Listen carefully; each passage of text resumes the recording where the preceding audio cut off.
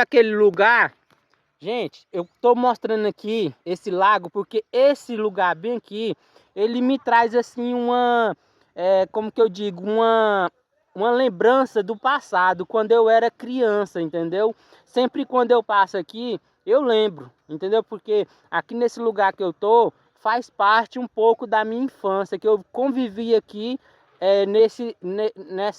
nessa cidade aqui onde eu tô, nesse estado, não tem?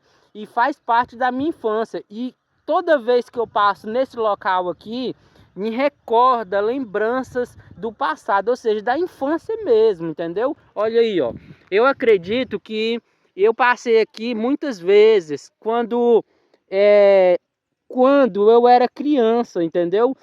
Naquela época que tinha, como que eu falo, aquelas D20, quando não tinha asfalto, entendeu? Quando era tudo assim, as coisas bem complicadas para sobreviver, e principalmente em questão de transporte, entendeu? Aqui era bem precário a situação sobre transporte, entende?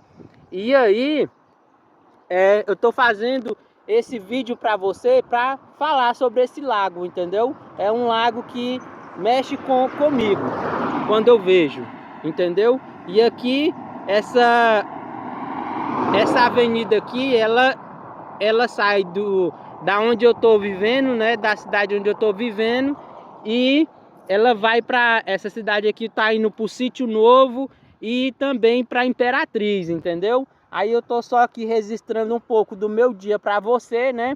Porque eu tô aqui numa pequena jornada que eu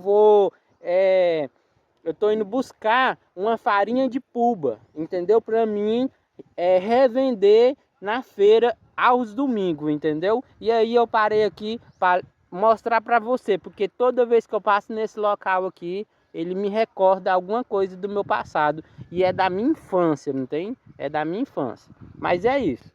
Olha lá, construçãozinha só ouro, ó. Olha, ó, tem a serra aqui, ó, um morro, não tem? E a pequena obra ali, ó. Aqui é um lugar de água, não tem?